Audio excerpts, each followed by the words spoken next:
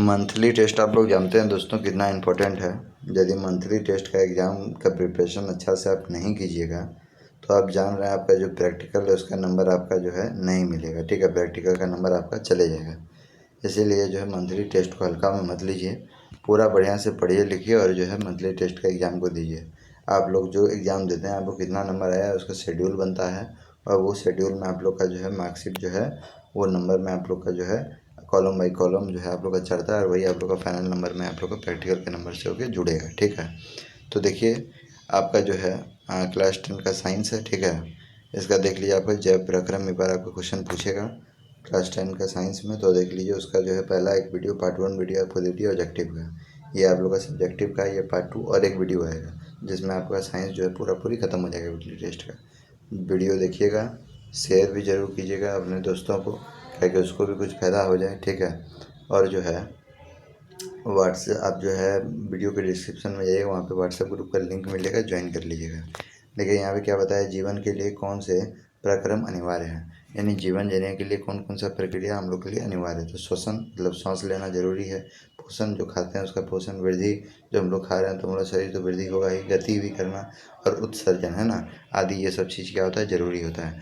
तो जैव प्रक्रम से क्वेश्चन है, तो जैव प्रक्रम का क्वेश्चन तो आएगा ही, चैप्टर है जैव प्रक्रम का, तो क्वेश्चन आएगा जैव प्रक्रम क्या है, जनन एक जैव प्रक्रम नहीं है क्यों, आपसे क्वेश्चन पूछा है। ठीक है, तो देखिए जीवित शरीर में होने वाले सभी प्रक्रम जो जीवन के लिए अनिवार्य है, जो जीवन के लिए अनिवार्य है उसे ही जैव प्रक्रम कहते हैं। जैसे आप लोग का जो है सांस लेना है ना, उत्सर्जन करना, फिर उसके बाद चलना, गति करना, ये सब चीज़ आप लोग का क्या है जैव प्रक्रम के अंदर आता है। बताया पोषण, श्वसन, उत्सर्जन और वाहन, ये सब क्या है जैव प्रक्रम है। जैव प्रक्रम का क्या उदाहरण है, आसान भाषा में पहले लिखिएगा कि शरीर में होने वाली जो भी क्रिया है जो हमारे जीवन जीने के लिए अनिवार्य है उसको क्या कहेंगे जैव प्रक्रम। पोषण, श्वसन, उत्सर्जन, वाहन को याद कर लीजिएगा, जैव प्रक्रम उसी को हम लोग कहते हैं। ठीक है, अब देखिए जनन भी सजीवों से संबंधित है परंतु ये प्रक्रम शरीर या जीवित जीवन के अनुसरण से सीधा संबंध नहीं होता है, जीवन के अनुसरण से सीधा संबंध नहीं है। अब देखिए अतः इसे जैव प्रक्रम नहीं कहा जाएगा, है ना। जैसे ऐसा थोड़ी नहीं होता है कि जैसे जो है कोई जनन नहीं करेगा तो आदमी जो है उसका मृत्यु हो जाएगा, मर जाएगा, ऐसा कोई बात थोड़ी नहीं है। तो इसीलिए जो है जनन पर जो आपका जैव प्रक्रम इसे भी जो है नहीं कहेंगे। ठीक है, देखिए यहाँ पे आप लोग को जो है क्वेश्चन नंबर 3 क्या बोल रहा है, क्वेश्चन नंबर 3 बोल रहा है स्वपोषी पोषण के लिए आवश्यक परिस्थितियाँ कौन सी है और उसे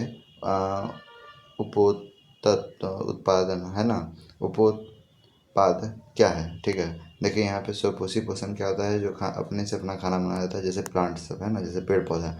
तो देखिए यहाँ पे आप लोग को बता दिया है आवश्यक शर्त है, पहला चीज़ आप लोग को क्या बताया है, जैव कोशिकाओं में क्लोरोफिल की उपलब्धि, जैसे उपस्थिति, जैसे जो भी आप प्लांट देखते हैं उसमें क्या होता है क्लोरोफिल होता है, उसमें क्या होता है क्लोरोफिल होता है, क्लोरोफिल के माध्यम से वो अपना खाना जो है अपने से बन जाता है, हरित लवक का होता है क्लोरोफिल। दूसरा नंबर में बताया पादप कोशिकाओं, पादप मतलब पेड़ पौधा, पादप मतलब पेड़ पौधा, पादप कोशिकाओं या हरे हिस्सों में पानी की आपूर्ति का प्रबंध या तो जड़ों द्वारा आसपास के वातावरण के द्वारा होता है। देखिए यहाँ पे बताया है जो भी आपका पेड़ पौधा है उसको पानी कहाँ से मिल जाएगा, तो उसको जड़ से मिल जाएगा। कहाँ से मिल जाएगा, जड़ से। लिख दीजिएगा, पहला चीज़ लिखिएगा जैव कोशिकाओं में क्लोरोफिल होता है, पादप कोशिकाओं का पानी जो है कहाँ से मिल जाता है, जड़ से। ठीक है, और तीसरा नंबर में लिखिएगा पर्याप्त सूर्य प्रकाश उपलब्ध हो, यानी उसको भी जीवन जीने के लिए चीज़ चाहिए जी। पहला चीज़ उसको क्लोरोफिल चाहिए जो उसको जो है सूर्य के प्रकाश से उसको मिलता है, दूसरा चीज़ उसको जड़ के से उसको पानी चाहिए, तीसरा चीज़ उसको सूर्य का प्रकाश मिलेगा नहीं तो वो मुरझा जाएगा, सूख जाएगा पेड़ पौधा,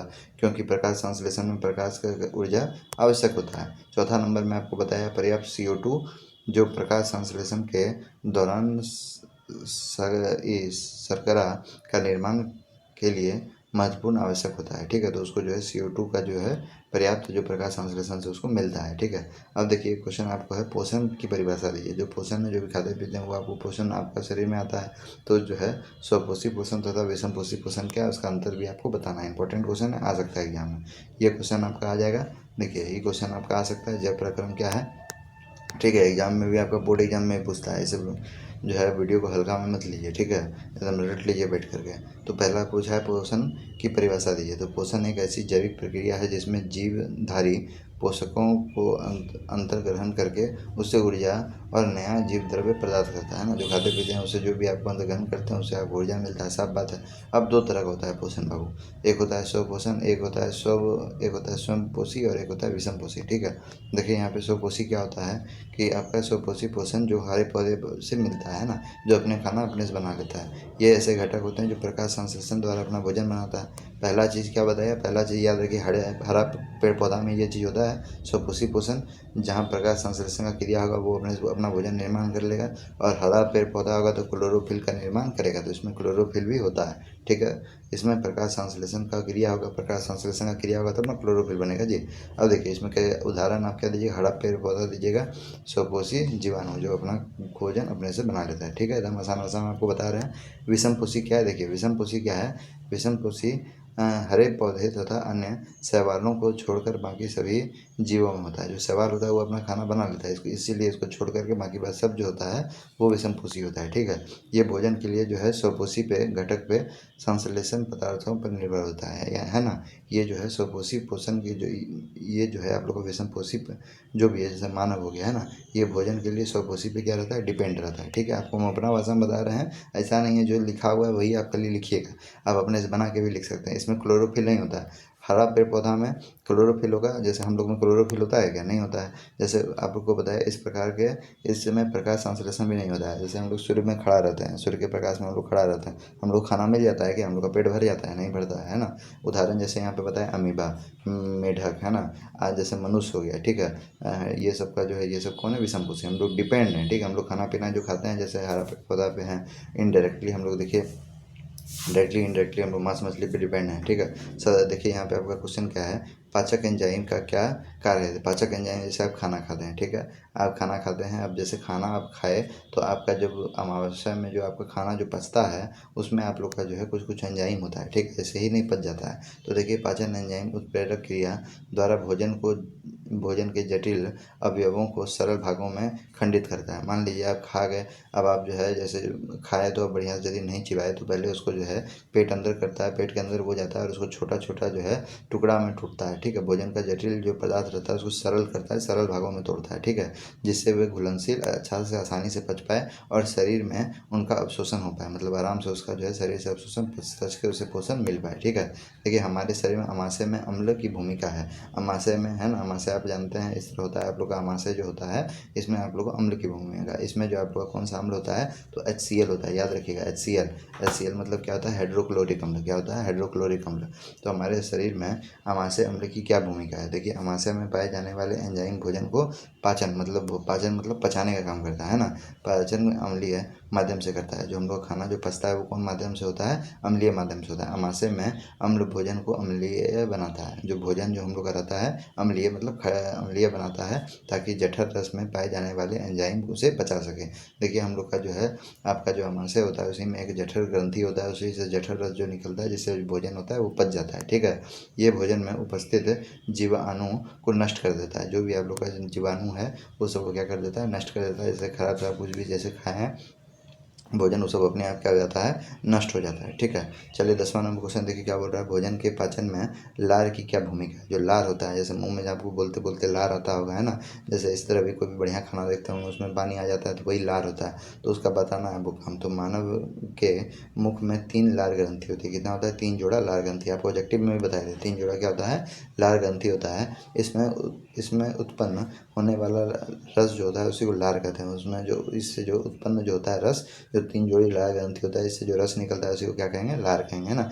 इस रस में पाए जाने वाले एंजाइम जो है टाइलिन है ना, टाइलिन कहलाता है। देखिए हम लोग का रस में भी एंजाइम, ये जो आपका लार है इसमें भी आप लोग का रस में आप लोग का एंजाइम होता है, इसको हम लोग क्या बोलते हैं, टाइलिन। एकदम रट लीजिए, दिमाग में खोज लीजिए क्या होगा, टाइलिन होगा। यह एंजाइम भोजन में उपस्थित कार्बोहाइड्रेट को माल्टोज शर्करा में परिवर्तित करता है ना। जैसे जो भी हम लोग भोजन करते हैं उसमें कार्बोहाइड्रेट रहेगा, उसको माल्टोज शर्करा में जो है ये लार परिवर्तन करके और जो सरलता से आहार नली तक अन्य भागों में पहुँचाता है। ठीक है, जैसे आप खाना खा रहे हैं, जैसे आप क्या कर रहे हैं, खाना खा रहे हैं, तो आप जब खाना खाइएगा फंसेगा तो यहाँ पे आपका जो है, जैसे आप यदि खाना खा रहे हैं तो आपका खाना फंसे नहीं, इसलिए जो है इसीलिए इसमें जो है माल्टोज जो आपका एंजाइम होता है वो आप लोग का अच्छा से जो है आप लोग का पेट तक पहुँचा देता है। ठीक है, अब देखिए हमारे शरीर में वसा का पाचन कैसे होता है। देखिए वसा का पाचन, प्रोटीन का पाचन, कार्बोहाइड्रेट का पाचन, ये सब का क्वेश्चन आता ही आता है एग्जाम में। ठीक है, ये तीनों क्वेश्चन आता है, आपको तीनों क्वेश्चन इस वीडियो में लाए हैं, आपको बताएंगे, वो सब नीचे है क्वेश्चन। ठीक है, हमारे शरीर में वसा का पाचन कैसे होता है, यह प्रक्रम क्या है, तो इसको आपको बताना पड़ेगा। ठीक है, जो आप लोग का वसा है ना, जैसे आप वसा का पाचन कैसे होता है ना, जिसको आप लोग चर्बी तर्बी बोलते हैं, उसका पाचन कैसे होता है आपको बताना है। तो मानव के पाचन तंत्र में वसा का पहचान पहले देखिए क्या होता है। देखिए पकवासे में जो होता है, अमाशय के बाद पकवासे होता है। ठीक है, अमाशय के बाद ये जो आप लोग का अमाशय है, इसके बाद क्या होगा आप लोग का पकवासे होगा, जो आप ऐसे ऐसे करके जो देखते हैं ना, आप अपना इमेज पढ़े होंगे, आप किताब पलटाइएगा आपको मिलेगा। पकवासे में जो है पित्त से मिलने पर वसा का जो है पायसीकरण आप लोग का होता है। ठीक है, यहाँ पे बताया है अग्नाशयिक रस में पाए जाने वाला लाइपेज नामक पाचक रस जो है पायस्कृत वसा को वसीय अम्ल में और वासीय अम्ल और जो है गिलसोरोल में बदल देता है। ठीक है, आपका यहाँ पे बता रहा है पैसिक वसा है, यहाँ पे लाइपेज, दोनों एक साथ में विक्रिया करके वासीय जो है जो वसा अम्ल होता है, फिर उसके बाद गिलसोरोल आपका जो है देता है। ठीक है, तो ये सब में देखिए सब वर्ड यदि आप याद रखें तो बायोलॉजी को पार लीजिएगा। ठीक है, बहुत एकदम इसमें भयंकर भयंकर सब वर्ड रहता है। ठीक है, देखिए तीसरा नंबर में आपका बताया है वसीय अम्ल और जो है गिलसोरल छोटी आंत में पाए जाने वाले दीर्घ रोम के अंदर लिम्फ वाहिकाओं में सोख लिया जाता है, जहाँ पे रुधिर तक पहुँचता है। रुधिर आपका खून है ना, रुधिर मतलब खून। यह प्रक्रम क्षुदांत से अग्रभाग या पकवासे में होता है। ठीक है, तो आपको पूछेगा वसा का पाचन कहाँ होता है, तो पकवासे में होता है। ठीक है, याद रखिएगा। वसा का फैसीकरण का क्या महत्व है। ठीक है, वसा का फैसीकरण का क्या महत्व है, ये सब इतना ज़्यादा नहीं आता है इंपॉर्टेंट, लेकिन तब पर भी आप देख लीजिए। वसा के कणों का सरलीकरण या फैसीकरण कहलाता है ना। ये फैसीकरण मतलब सरलीकरण, मतलब इसको देखिए कोई भी खाना खाते हैं उसको छोटा छोटा पार्ट में टूटता है, तो वसा को भी छोटा छोटा पार्ट में टूटता है। ठीक है, इसके उपरांत अग्नाशय के रस में भोजन से मिलता है, बाकी बात ये भी भोजन में मिल जाएगा। इसमें वसा क्या होता है, कोई भी ऐसा चीज़ जैसे कोई भी खाना खा रहे हैं उसमें आपका फैट होता ही होता है। ठीक है, अब यहाँ पे बताया है इसमें एमाइलेज, फिर उसके बाद ट्रिप्सिन और आपका लाइपेज नामक जो है एंजाइम होता है। कौन कौन होता है, पहला एमाइलेज होगा, फिर फिर उसके बाद आपका ट्रिप्सिन होगा, फिर लाइपेज नामक जो है एंजाइम ये सब पाया जाता है किसमें, वसा में। लाइपेज जो होता है वो आपका बताया गया है कि पैसीकृत वसा को वसीय अम्ल एवं गिलीसोल में बदल देता है। ठीक है, फिर उसके बाद देखिए अमाशय में भोजन का पाचन का वर्णन करें। अमाशय जो होता है उसमें भोजन कैसे पचता है। ठीक है, जो अमाशय होता है उसमें आपका भोजन किस प्रकार पचता है उसको आपको बताना है। ठीक है, इंपॉर्टेंट क्वेश्चन है, पूछ सकता है एग्जाम में, आपको पहले बता दिए। ठीक है, देखिए यहाँ पे अमाशय की आंतरिक भित्ति में पाई जाने वाली जठर ग्रंथियाँ जठर रसों का स्राव करती है। जठर रसों का क्या करती है, स्राव करती है। जठर ग्रंथि में जाएगा तो कौन सा रस मिलेगा, जठर का रस। अब जठर रस जब मिलेगा, जठर रस में पेप्सिन और आपका रेनिन नामक प्रोटीन पाया जाता है। जठर रस में दो को प्रोटीन, नाम रट लीजिए, दिमाग में घुसा लीजिए। जो आप लोग का जठर रस होता है उसमें दो प्रोटीन पाया जाता है, एक पेप्सिन और एक रेनिन, है ना, नामक एंजाइम पाया जाता है। रेनिन दूध को प्रोटीन को पचाने में काम करता है। दूध को पचाने का काम जो है रेनिन करता है। अतः यह जो केवल बच्चों में पाया जाता है। जो बच्चा होता है, क्रीटा का जो बच्चा होता है, छोटा सा जो जन्म लेता है, उसके अंदर जो है उसके अंदर जठर रस में जो है आपका जठर ग्रंथि से जठर रस निकलता है, उससे जो प्रोटीन निकलता है वो रेनिन होता है, जो सिर्फ वो दूध पिएगा तो दूध को पचाने के लिए काम करेगा, है ना। अतः यह देखिएगा जिसमें जो है रेनिन जो आपका होता है वो प्रोटीन जिसके अंदर जो कम रहेगा, तो देखिए वो बच्चा दूध को नहीं पचा पाता है ना। अतः यह केवल बच्चों में ही पाया जाता है।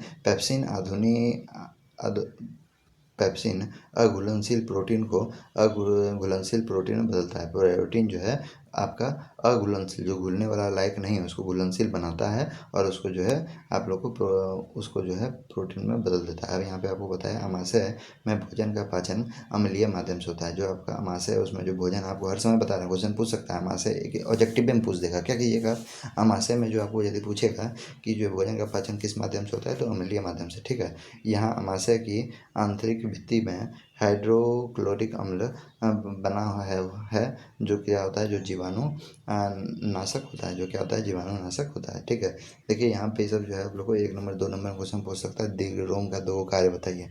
तो इसका 2 कार्य क्या होगा, क्षुद्रांत में अवशोषण की सतही क्षेत्र को बढ़ाएगा, यह पाचन रस का स्राव करेगा करना है ना, ये 2 काम है, रट लीजिएगा ये सब। ठीक है, इसमें कुछ बताने लायक है। फिर उसका देखिए पित्त रस के कोई 2 कार्य 2 काम। पहला काम होता है पित्त रस का कि अमाशय में आए भोजन को अम्लीय बनाना है, अम्लीय और अम्लीय प्रभाव को क्षारीय बनाता है। और यह बताया है यह आंत की दीवारों को क्रम कुंचन के लिए उत्तेजित करता है ना। अब फिर उसके बाद देखिए 20वां नंबर आपका क्वेश्चन क्या है कि पोषण को परिभाषित करें। पोषण को परिभाषित करें, अमीबा में पोषण की प्रक्रिया क्या होती है। ठीक है, इंपॉर्टेंट क्वेश्चन देखिए आप लोग का जो है, जो आप लोग को पिछला बार जो एग्जाम हुआ था ये वाला क्वेश्चन आ गया था। ठीक है, इसीलिए आपको हम दिए इंपॉर्टेंट क्वेश्चन देख लीजिए। ठीक है, बोर्ड एग्जाम में भी सब क्वेश्चन आ सकता है। ठीक है, जो क्वेश्चन सब नहीं आएगा आप लोग का वीकली टेस्ट में, वो सब बोर्ड एग्जाम में आएगा, आपको हम बता रहे हैं। देखिए यहाँ पे ये क्वेश्चन को दूसरा तरीका से भी पूछ सकता है, अमीबा में पोषण के विभिन्न आवश्यकताओं का वर्णन करें। देखिए अमीबा वाला जो आप कॉन्सेप्ट है ये क्लास 8 से ही आप पढ़ रहे हैं। ठीक है, एक अमीबा होता है, अमीबा को जो है हम लोग अपने नंगी आंख से नेगेटिव आई से नहीं देख सकते हैं। ठीक है, ये सब आपको कहाँ पाया जाता है, समुद्र किनारे ये सब आपको पाया जाता है। ठीक है, जो अमीबा होता है वो जो है वो आपका जो है एक कोशिकीय जीव होता है। ठीक है, इसमें सिर्फ एक ही कोशिका होता है, इसमें सिर्फ एक ही कोशिका, एक ही केंद्रक ये होता है। ठीक है, एक कोशिका से बना हुआ। जो मानव है वो बहुत सारा कोशिका से बना हुआ है, आपको इसे पता है। इसको जब भी भूख लगता है, खाना खाने मन होता है ना, तो देखिए यहाँ पे यदि खाना को देखा तो ये क्या करेगा, जैसे मान लीजिए यहाँ पे खाना को देखा तो अमीबा यहाँ पे ऐसे करके पहले बैठा हुआ है। यदि वो खाना को देखा तो इस तरह का, जैसे यहाँ पे खाना है तो वो जो है जो खाना को पकड़ने के लिए अपने आपको जो है इस तरह का संरचना बनाएगा, अपने आप को इस तरह का संरचना बनाएगा। फिर धीरे धीरे आगे से क्या कर लेगा, बंद कर लेगा। ठीक है, और ये खाना क्या हो जाएगा, इसके शरीर में चल जाएगा। फिर उसके बाद ये पाचन ताचन करके जो है फिर उसके बाद जो है अपने आप को ये खाना को डिस्ट्रॉय, जो वेस्ट मटेरियल होता है उसको निकाल देता है। देखिए यहाँ पे पढ़ेंगे क्या लिखा हुआ है। तो अमीबा में जो है यहाँ पे बताया पोषण जीवधारियों द्वारा पोषण पदार्थों के अंतर्ग्रहण और उपयोग की प्रक्रिया को ही पोषण कहते हैं। जो खाने पीने की जो प्रक्रिया है उसी को हम लोग पोषण कहेंगे। तो आपको हम जो अभी चित्र के माध्यम से जो कंसेप्ट बताया उसको हम खाली लिख दिए हैं यहाँ पे। ठीक है, तो आप देख लीजिए क्या क्या है। ठीक है, तो आप अपने भाषा में भी इसको लिख सकते हैं जैसा हम बताए हैं। जैसे आपको यदि ये भाषा समझ में नहीं आएगा, अमीबा अपनी सतह पर अंगुलियों जैसी अवस्था प्रवर्ध बनाता है। ये पहले क्या बनाता है, अंगुली जैसी जो है ये संरचना को बनाता है। कटुपात भोजन को घेर कर एक खाद्यान्नी बनाते हैं और स्वयं गायब कर लेते हैं, है ना। कटुपात क्या होता है, कटुपात ये आपका जो होता है, ये वाला जो बॉर्डर दिख रहे हैं ये कटुपात है ना। ये पहले क्या करेगा, जैसे खाना है उस तरह का अपना संरचना बना लेगा और वहाँ पे खाना को क्या करेगा, गायब अपने अंदर समा लेगा। ठीक है, और जो है कोशिका द्रव्य में उपस्थित पाचक एंजाइम जो होते हैं वो रिक्तिका में खाद्यान्नी में प्रवेश करता है। ये खाना जो है खाद्यान्नी में प्रवेश करेगा और खाद्यान्नी कोशिका में भ्रमण करती है और ये बचे हुए भोजन के कण को विस्तार होकर कोशिका द्रव्य से मिलने रहते हैं, है ना, मिलने रहते हैं। अब यहाँ पे बताया रिक्तिका घूमते घूमते कोशिका की सतह में चिपट कर फट जाता है, तब अपाचन भोजन जो है कोशिका से बाहर निकल जाता है।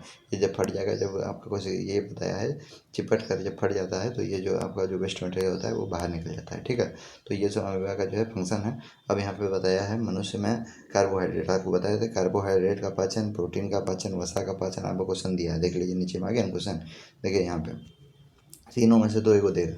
देखिए मनुष्य में कार्बोहाइड्रेट का पाचन कैसे होता है, तो मनुष्य में कार्बोहाइड्रेट का पाचन कैसे होगा, तो पहला नंबर बताया है मुख में लार ग्रंथि से निकलने वाला टायलिन नामक एंजाइम कार्बोहाइड्रेट को माल्टोज में बदल देता है। ठीक है, पहला चीज़ आप लोग को बताया कार्बोहाइड्रेट का यहाँ पाचन बता रहा है। सबसे पहले ही जो है लार ग्रंथि से जो भी आप लोग का टायलिन नामक एंजाइम निकलता है उसको जो है कार्बोहाइड्रेट को किसमें बदल देता है, माल्टोज में बदल देता है। ठीक है, अब देखिए यहाँ पे बताया है पक्वाशय में अग्नाशय से आने वाला पाचन एंजाइम माल्टोज के ग्लूकोज में बदल देता है। ये क्या करता है फिर बाद में ग्लूकोज में बदल देता है। ठीक है, और छोटी आंत में पाए जाने वाला एंजाइम सिकस एंटेरिक से बचे खुचे कार्बोहाइड्रेट को ग्लूकोज में बदल देता है। तो यही इसका काम रहता है, ग्लूकोज को मैन बदल देता है। ये जो आपका जो है जो आपका जो माल्टोज होता है। ठीक है, फिर उसका 19 नंबर में देखिए पाचन तंत्र में प्रोटीन का पाचन, है ना। प्रोटीन का पाचन भी इंपॉर्टेंट है, ये भी आप लोग का जो एग्जाम में क्वेश्चन पूछा गया था, है ना।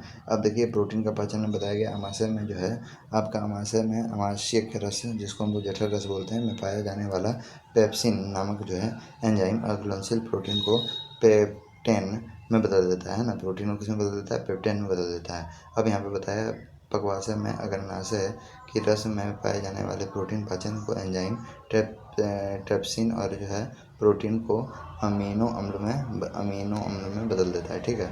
अब यहाँ पे आपको बताया छोटी आंत में सिक्कस इंटेरिक्स द्वारा शेष बचे प्रोटीन को जो है अमीनो अम्ल में बदल देता है। तो देखिए ये आप लोग का जो है क्वेश्चन था, कुछ इंपॉर्टेंट क्वेश्चन है।